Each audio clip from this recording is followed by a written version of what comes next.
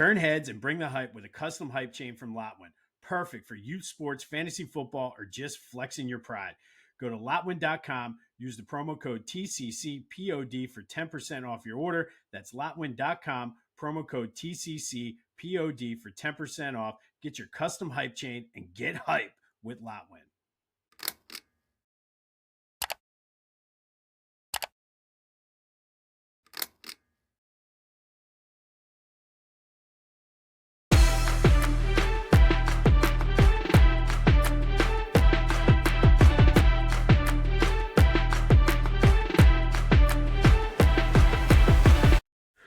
What's up, everyone? Welcome to this day in Philly Sports History for October 17th, 2025. I'm your host, Jim Montgomery. Welcome to a feel-good Friday edition of the podcast. A crisp, cool, nice fall morning out there. So let's get right into it. And I guess the big story was Dave Dombrowski, Rob Thomson had their Post-Mortem press conference yesterday. And it was interesting, to say the least. Some of the things, my takeaways from it. First and foremost, the entire coaching staff is returning. Not sure I agree with that. I mentioned earlier in the week, I'm fine with Rob Thomson coming back. He did get a contract extension. I do feel he needs to be on a short leash. However, the entire coaching staff coming back, I mean, I felt like, and there were some rumors out there that bringing back Kevin Long might be a sign and a way to bring back Kyle Schwarber. I don't know. But I think you need to make some sort of change just for the optics of it, because at this point, it appears you're running it back for the fifth straight season, and I'm not sure if that's the way to go. And even if it was Kevin Long being the sacrificial lamb, you have to make some type of changes. Now, they are adding a field manager. Not really sure what that entails, what that's going to be. Some speculation that they might bring in a vet similar to Jimmy Williams with Charlie Manuel back in 2008 when they won the World Series. Some others were speculating that maybe they'll get a younger manager in waiting type in there.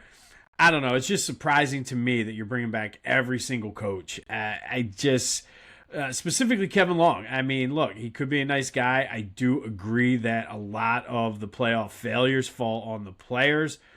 But here we are running it back, and we heard Trey Turner at the end of last season. Now, whatever they did in the offseason seemed to work to a certain point in the regular season, but I saw a post on Crossing Broad that the swing and chase rates were very similar to what they were before, and at some point, maybe they need to hear it from somebody else. And honestly, if it is a move to keep Kyle Schwarber, I don't want to pay him 5 years, $150 million, or whatever the rumors are, even 4 years, $150 million. Look, I like him, but that's a lot of money for a DH when you still need other areas to improve this team. So we'll see. But I thought that was very, very surprising. I like the fact that he said Crawford, Painter, and Aiden Miller will be competing for starting positions in the spring training, which I like. I mean, I think Crawford needs to be up there. I've been saying it for a while, ever since I saw him up at Lehigh Valley. He was the best player on the field by far. He needs to be one of the starting outfielders next year. No questions asked, whether it's center, whether it's left, whether it's right. It doesn't matter to me. You got to get him in there and see what he can do. Painter, who knows? I think he struggled more with the Tommy John surgery than anybody anticipated, including the Phillies. So we'll see what happens, but they're likely not going to bring back Ranger Suarez. So there's a spot there for him to take. It's his for the taking. And as far as Aiden Miller, I know there are a lot of people who are more in tune with the farm system than me. But I look at what Boston did this year, bringing up young guys and just letting them learn on the fly. It turned them into a playoff team. And now all of a sudden these guys are ready to go. They have major league experience, and Boston's going to be good. Why not try to move Alec Boehm, who had an okay season, and let the man just play. I mean, just let him play, and you're going to have some ups and downs with him. But in worst case, you see that he's not that player. But I think this organization tends to just keep guys in the minors for too long. So I like that he's at least going to get a shot to compete and contribute to the team some way. Looks like Jose Alvarado likely is coming back. Doesn't look like Kepler's coming back. I don't know. It would not shock me in the least to see him come back, though. But it did seem, my takeaway was it didn't seem like Kepler was coming back, but Alvarado would. Rob Thomson did say they need right-handed bats, which I think anybody with two eyes can see. I would like to see Harrison Bader come back. I don't think he should be the only right-handed bat you add. Didn't really get into guys, as Dave Dombrowski said, who are under contract, specifically Bohm and Castellanos.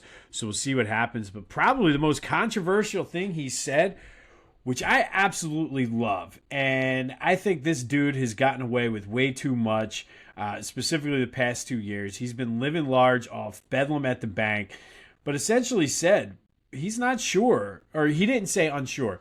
He said Bryce Harper was not an elite player last year, and he was not. Whether it's injury, whether it's a decline in talent, I don't know. And he also said he was unsure if he could get back to being an elite player. And I agree. I think what he needs to do is change his approach. And I don't know if he can. I mean, he's always trying to play hero ball, swinging for the fences. But I think he does need to change his approach. So maybe that was a tactical way of challenging Bryce to work harder, to really step up and get back to that elite status. Maybe it was a subliminal message to he and his agent that, hey, man, you want this contract extension, but you're not living up to the contract you have now. I think both could be true. But, I mean, it was refreshing. I mean, you don't usually hear that out of too many people. He flat out called him out. Strom, I guess, called them out at one point after the Kerkering play about not working on fielding situations. And Dombrowski was like, hey, we worked on him. He didn't. So it was refreshing to see him call people out like that. And I don't even want to say call it out. I mean, he was just an honest assessment because Bryce was not an elite player. I'm not sure if Bryce, and I think Bryce gets a pass for whatever reason in this town. And I mean, you got to hold his feet to the fire because it all starts and ends with him. I've said it before. You are the guy. Not saying you need to step up and be the rah-rah in-your-face leader, but I think you're getting older now. You just turned 33. Happy belated birthday. But you need to change your approach.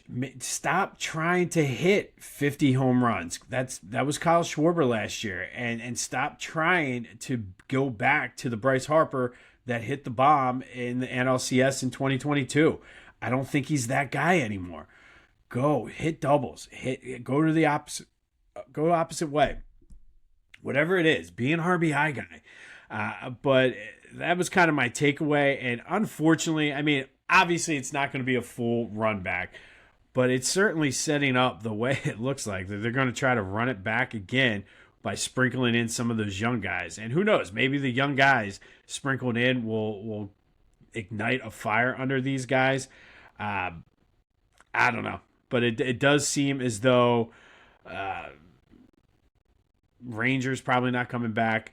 I think they have to sign JT because who else is going to be the catcher? I wouldn't overpay for JT, but I think especially because the pitching staff is such a strength of this team, having a guy like JT back there is huge. I would love to see Bader back. Castellanos probably is either going to get released or I have a feeling he's going to end up getting released, which is the worst case scenario because teams know they're going to look to unload him and not pay what he's worth. But we'll see. I mean, Bryce, I think it all ends and starts with him and the fact that Dombrowski basically said what we all said, which, it's refreshing to hear a team talk honest about that. Obviously, he's not going to go into what their specific strategy are, and I don't expect him to. But I thought it was a very telling press conference, and we'll see what it means. But I got this strange feeling they're going to try to run it back again, and I don't think that's the way to go. Bryce is a finalist for the Gold Glove at first base. He's the only player on the Phillies in the finalists. So there's that. We'll see. I think Bryce probably from a contract perspective is really looking and hoping he gets that. But we'll see how it all plays out. But Dave Dombrowski spoke. And, I mean, my biggest takeaway and what I like the most is the fact that the young guys are going to get a chance. And it's about damn time. Like, seriously. All right, some Eagles injury news. Positive news there. Quinyon was a full participant in practice yesterday. Cam Jurgens and Jalen Carter were limited. Jalen has already gone out and said he's going to play, so that is good news. And it does appear that our old pal Carson is going to get the start against the Eagles. Truthfully, I would have rathered McCarthy coming off of the injury, but we'll see how it goes. Carson, hopefully Carson's. And I want to give a shout out to the guy from South Dakota yesterday that was arguing with me on Twitter, saying that don't want to necessarily say what he called it because I'm not sure if it's even an appropriate word to say anymore. But essentially, the soft Northeast fan base and media ruined Carson Wentz. And respectfully, sir, you're probably out hunting buffalo or moose or bison, whatever right now. But respectively, Carson Wentz ruined Carson Wentz's experience in Philly. So, but thank you for listening and supporting the podcast, even out in South Dakota. But we'll see what happens. I mean, for the first time in a very long time, I am legitimately nervous for this game. I didn't have this feeling about the Super Bowl, any game last year, not even in 2023, because I felt like in 2023, we kind of knew how that was all playing out. So it's been a long time since I felt this way about a game. Do I think the Eagles win? I think they have to win. I think they need to man up, and we talked about it on the Brotherly Birds breakdown last night, which is now out, available on YouTube and wherever you get your podcasts. But they need to look in the mirror and just what do you want to do? What do you want to be? Are you doing your job? So I think from that perspective, I think they need to win this game. Is there a scenario out there where Justin Jefferson has 10 catches for 200 yards and 3 touchdowns? Absolutely. And that is what scares me. And I think that is far more likely than what I think we're thinking, even with Carson Wentz as quarterback, because Carson can sling it. We've seen it. We've seen it here in Philly. And I don't know. Maybe he gets up and is extra motivated. So I'm nervous for this game. But if you want more breakdown and analysis and just our take on the state of the Eagles, Kyle and I went a little bit long. It was very therapeutic, just venting and expressing the frustrations with this team and where do they head next. So that is available wherever you get your podcasts, as well as on YouTube, the Brotherly Birds breakdown. But hopefully the mini bye that they had does them all well. They're able to be rested and clear. Seemed like they were having fun at practice yesterday, which is a good thing. So there doesn't seem like they're tight or letting any of the pressure. I saw a video of Cooper DeJean and A.J. Brown doing WWE moves. DeJean tried to give A.J. a stunner and then was giving him yes kicks and everything. So seems like they're having fun. And A.J. said when asked about it, he was like, look around. Sounds like we're having fun, right? So hopefully the bye week and just being away, because we talked a little bit about this last night. After this 2-week stretch of Philly sports, I needed to unplug and get away. It just does the body well. So let's hope that is what happened there. All right, and then yesterday's trivia answer, I asked you, we said Clyde Simmons was our Philadelphia Sports Hall of Fame inductee spotlight. He is number 4 on the all-time Eagles sack list. Who are the 3 players ahead of him? Reggie White, Trent Cole, and Brandon Graham, who is only a half a sack ahead of Clyde right now. Tough one for the Flyers at the Xfinity Mobile Arena. 5-2 loss to the Winnipeg Jets.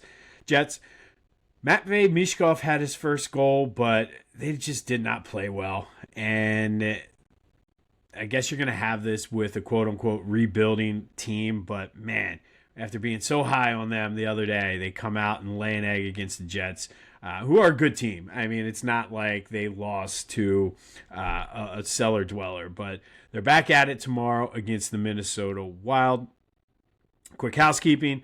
Remember, follow me on social media at Philly Jimbo on all platforms. Subscribe to the YouTube channel Jimbo_Mont and continue to spread the word. Review, like, subscribe, comment, and get in the argument with me and the guy from South Dakota. It's fun. Like, he was legitimately angry. I don't know if it was a Carson Wentz family member. Maybe it was Carson Wentz burner account a la Brian Colangelo. I don't know, but the dude was very angry. Maybe he didn't catch the buffalo that he wanted to. But had some fun with that. And as always, come to the Discord channel. First link in the description. And hit me up on the Back to the Future voice and text line 267-495-8531. Give me your Eagles predictions for this weekend. What is Carson Wentz going to do? Can the Eagles respond? Everything is on the table. And then a quick update from yesterday. We were talking about Rich Kotite going for 2 because the chart was wet and he couldn't read it. I went back, and I mean, it's been 20-some years, so sometimes it's hard to find, or I didn't really feel like doing that deep of a dive. But it did appear that it was not rainy that day. So Richie just blew it. So there's that. All right, Sixers, final preseason game tonight. Will we see Joel Embiid? I would love to see him play like 10, 20 minutes. Just would love to see it. It does appear that he could be trending toward playing up in Boston on Wednesday. The news did come out that Paul George will not be ready for the opener on Wednesday. However, he was a full participant in practice. And, I mean, by all intents and purposes, he looks good. Getting sucked in. I know. I've seen this movie. I know how it's going to end, but I can't help myself, man. I cannot help myself.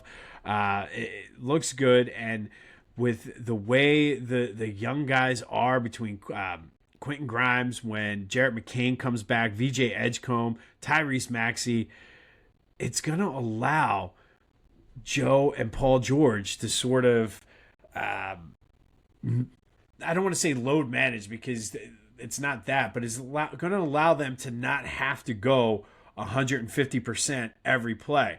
I talked about it, the fact that they had Adem Bona playing the 5 and Joe playing the 4.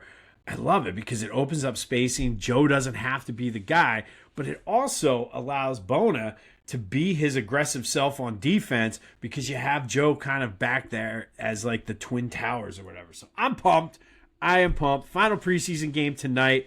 Hopefully we see some Joel Embiid, but they get underway on Wednesday up in Boston. It's time for Fridays with AI, where we ask AI to rewrite Philly sports history. Every Friday only on This Day in Philly Sports History. That's right. It is time for Fridays with AI, brought to you as always by Philly Goat. Go to phillygoat.com. Check out their wide selection of Philly sports and Philly-centric apparel. Use the promo code Jim Montgomery to take 10% off your order. You won't be disappointed. Kind of a good segue, a way to get ready, kind of put to bed the Phil stuff, start gearing up some Eagle stuff because they will bounce back. They should bounce back. I hope they bounce back and get Sixers and Flyered up as well. So go to Philly Goat and use that promo code Jim Montgomery to take 10% off of your order. All right, so AI stopped by this week, and Sixers open up on Wednesday. And as I like to do all the time, and very high on the Sixers this year. Some of you may say I'm just high. That's fine too. But but it is almost 7 o'clock in the morning. So I'm just high on Sixers right now. But I asked AI to simulate the Sixers season and give us some of the key highlights and how they see this playing out for the Sixers. And AI was into this and came up with 3 different scenarios. And I think we're heading into this season knowing that one of 3 things is going to happen.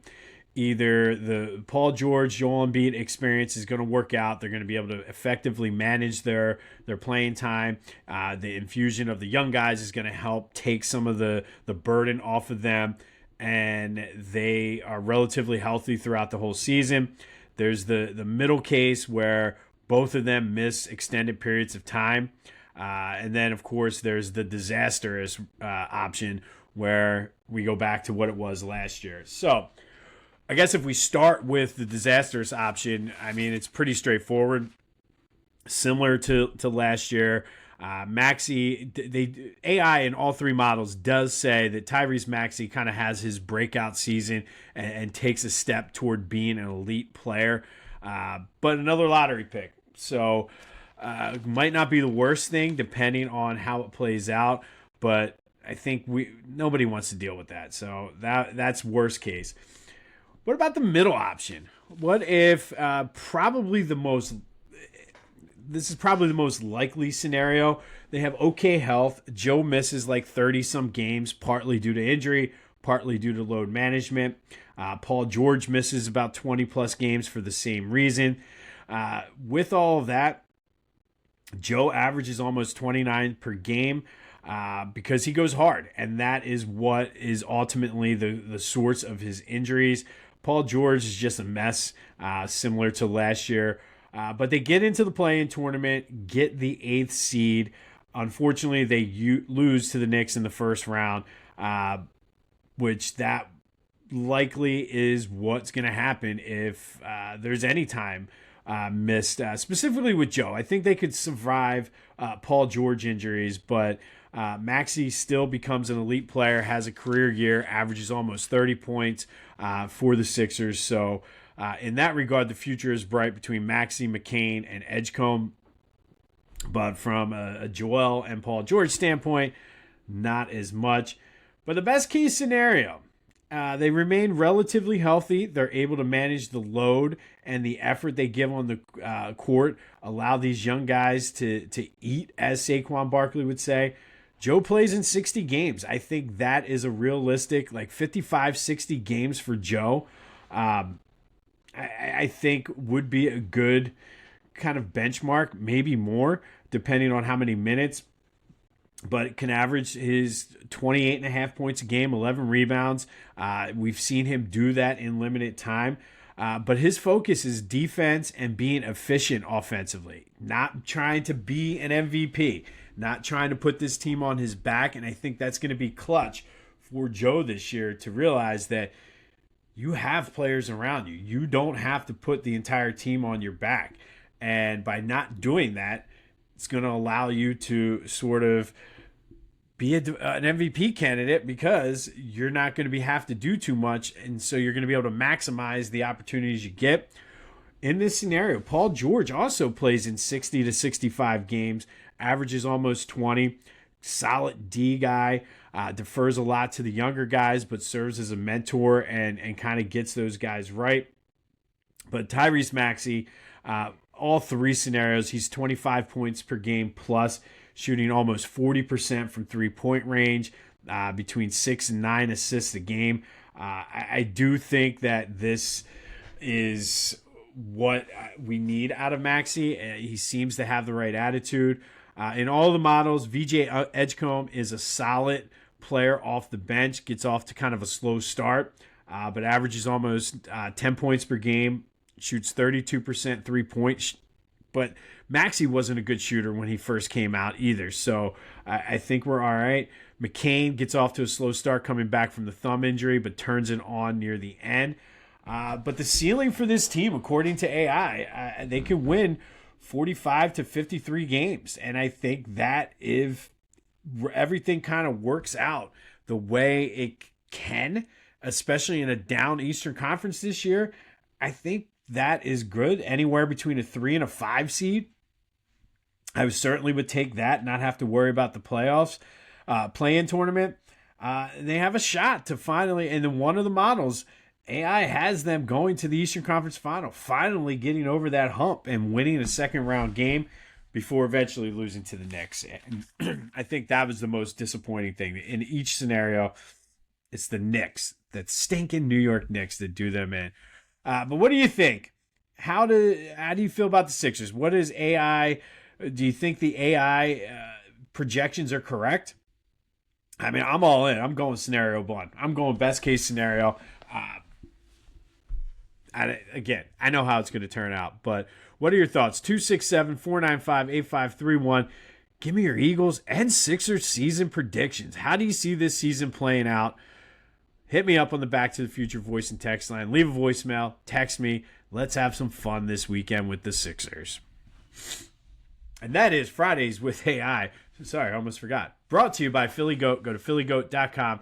Use the promo code Jim Montgomery to take 10% off your. This day in Philly sports history is proud to be a part of the Clashing Conferences Sports Fan Network, where passionate fans make powerful content. Check out theclashingconferences.com and join the squad today. All right, October 17th. Let's first go back to 1954. On this day in 1954, Eagles beat Washington 49-21. Eagles quarterback Adrian Burke threw for 249 yards and 7 touchdowns, tying the NFL record set by Sid Luckman. Pete Pios had 132 yards and 3 touchdowns.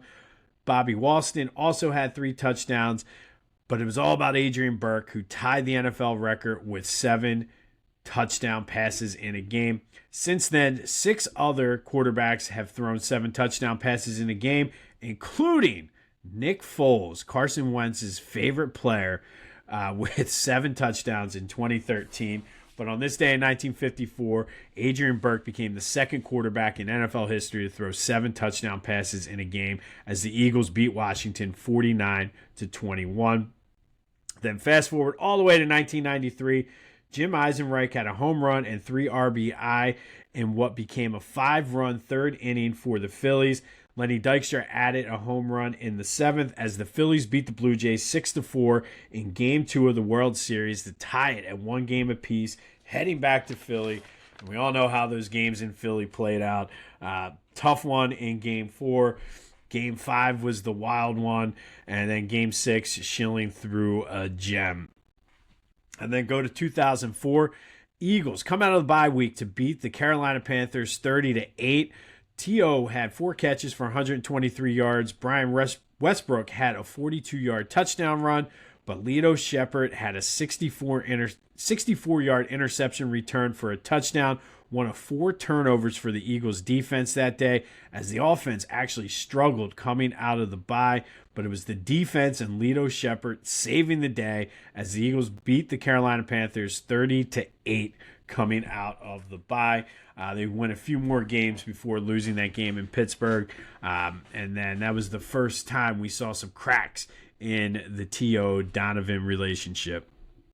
6 years later in 2010, Jimmy Rollins was batting 6th in the lineup, but went 2 for 3 with 4 RBI, a double, and a walk as Roy Oswalt went 8 strong innings, striking out 9, giving up only 3 hits as the Phillies beat the Giants 6-1 to tie up the NLCS and head back to San Francisco, which proved to be not a good thing for the Phillies that year, going back to San Francisco. But on this day in 2010, they tied up the NLCS in 1 game apiece.